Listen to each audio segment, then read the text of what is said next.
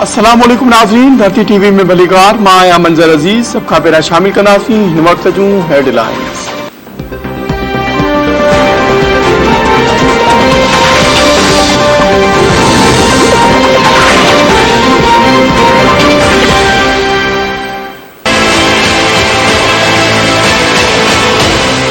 ये अब गद्दारी के सर्टिफिकेट बांट रही है, ये काफिर होने के सर्टिफिकेट बांट रही है और खुद करप्शन में डूबी हुई खातून है। कोई एक पैसा, टेडी पैसा इसने नहीं छोड़ा। तो ये आने वाले दिनों में घेरा तंग होगा। आप खासे जमा रखें। पंजाब में जितने घपले किए हैं एक एक करके सब सामने आएंगे और आप हर बात पे इदारों को, फौज को, अदलिया को जो हमले कर रहे हैं, इससे आपकी करप्शन नहीं छुपेगी कि जलसों में कहेंगे कि मैं फलां को ये कर दूंगा, फलां को वो कर दूंगा। तो इससे करप्शन तो छुपने वाली है नहीं। आप अपना जोर लगा लें, हम अपना जोर लगाएंगे। आपकी ये मुनाफिकत है कि आपने जिसकी तारीफ की है, जिसने आप पे एहसान किया है, आपने उसके पीठ पे छुरा घोंपा है। पहले तारीफों के पुल बांधते हैं, कसीदे पढ़ते हैं और फिर अगले ही रोज गालियां देना शुरू कर देते हैं। पंजाब सरकार पारा फराह गोगी ऐं एहसन जमील के वापस आणण जो ऐलान। पंजाब के सूबाई वजीर अता तारड़ चयो आहे त फराह गोगी जी करप्शन पोयां असल किरदार इमरान खान आहे। इमरान खान मुल्क में मनी लॉन्ड्रिंग जो नओं तरीक़ो मुतारिफ करायो। इमरान, बुशरा ऐं फराह गोगी मुल्क लुटींदा रहिया। इमरान खान सचो आहे त फराह गोगी के ॾे वापस आणे। बुशरा बीबी माण्हुनि के गद्दार करार ॾियारियो। खबर यह है तो बनी गाला जो खर्च वजीर आजम हाउस में भरियो वींदो हो।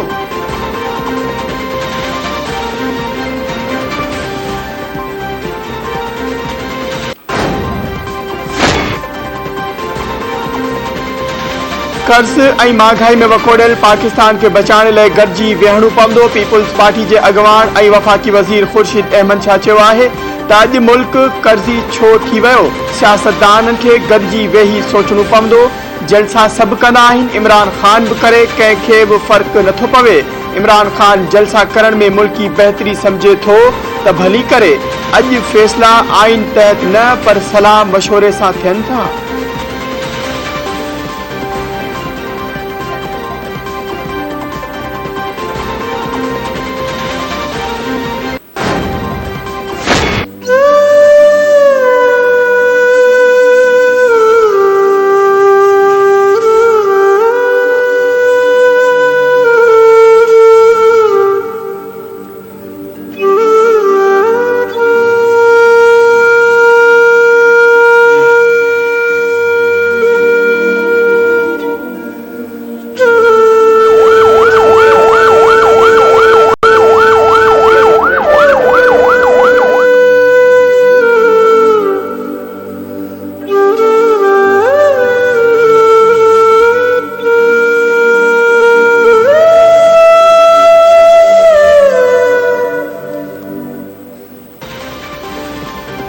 ज़ोब भरसा खौफनाक रोड हादसो, 20 ॼणा फोत, 20 ॼणा ज़ख़्मी। रावलपिंडी खां कोयटा ईंदड़ सदाबहार बस तेज़ रफ़्तारी ऐं बरसात सबबि शिराज़ी जे इलाइक़े में खाई में किरी पई। असिस्टेंट कमिश्नर ज़ोब मूजिब हादसे में 20 ॼणा हयातियूं विञाए वेठा।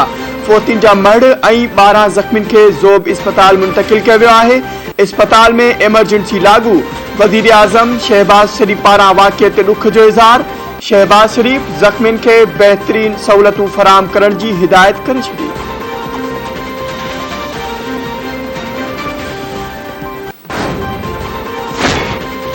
अॻकथियूं अणपूरियूं रहिजी वयूं। कराची में मींहं न वठो।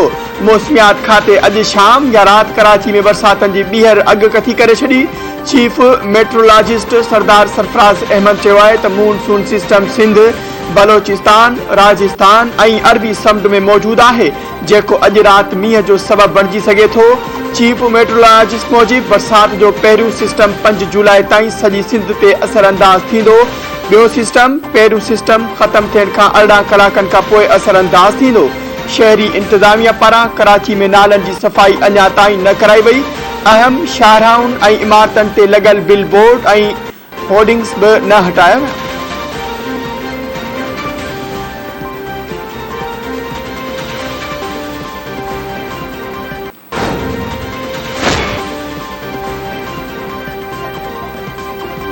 मुल्क में बिजली जो बहरान न टरियो, सॼे मुल्क में लोड शेडिंग जो अज़ाब वधी वियो। शहरनि ऐं 6 खां 8 कलाकनि में बिजली बंदि थियण लॻी। ॿाराड़ी में 8 खां 10 कलाकनि ताईं बिजली बंदि थियण लॻी। मौसम में बहितरी ऐं हफ़्तेवार मोकल सबबि गुज़िरियल ॾींहं बिजली जो तलब घटिजी वई। बिजली जी तलब ऐं रसद में फ़र्क़ु 6000 मेगावाट थी वियो।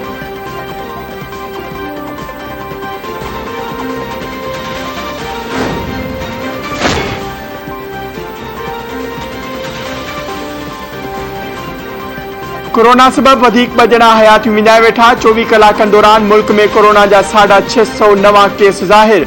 सेहत जे क़ौमी इदारे NIH मूजिब सॼे मुल्क में कोरोना जी पखेड़ जी शरह 3.88% रही। मुल्क में कोरोना सबब इलाज हेठि 108 माण्हू जी हालत गणती जोगी।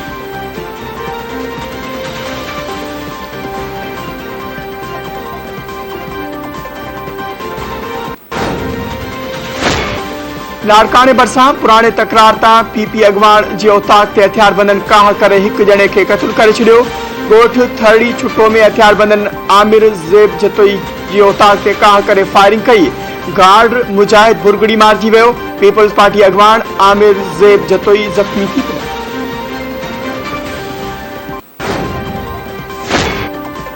कश्मीर में भाणेजे जी फायरिंग में मामू ऐं मारोट क़त्ल। ॻोठ लाल खान चाचड़ में बिजली न ॾियण तां मामनि ऐं भाणेजनि में झगड़ो थी पियो। फायरिंग में कोहराम अची वियो। संदसि धीउ भाॼी वई जॾहिं त 4 ॼणा ज़ख़्मी थी पिया।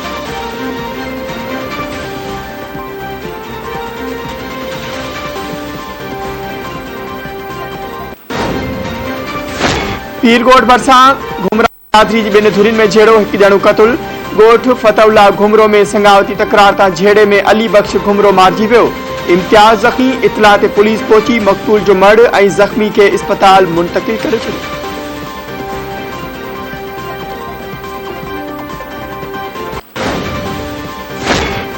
घोटकी भरिसां हथियारबंदनि हथां 2 ॼणा मुबैना अगवा। लाखा पाड़े ऐं मुमताज़ कॉलोनी वासी 2 ॼणा शफ़क़त कोरी ऐं सनी राजपूत खे हथियारबंदनि बगुवा वटां मुबैना तौर अगवा कयो।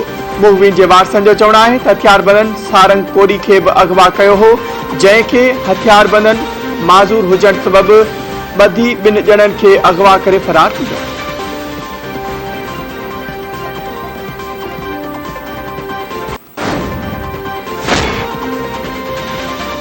सिंध में ज़रई पाणी जी खोट बरक़रार। मुख़्तलिफ़ शहरनि में आबादगारनि जा एहतिजाजी मुज़ाहिरा। सिजावल, गोलारची ऐं ॿियनि शहरनि में आबादगारनि पारां एहतिजाजी मुज़ाहिरा कया विया। पाणी खोट ख़िलाफ़ सख़्त नारेबाज़ी। एहतिजाज कंदड़नि जो चवणु आहे त पाणी खोट सबबि फसल तबाह थी रहिया आहिनि। पाणी खोट ख़त्म करे फसलनि खे तबाह थियण खां बचायो वञे।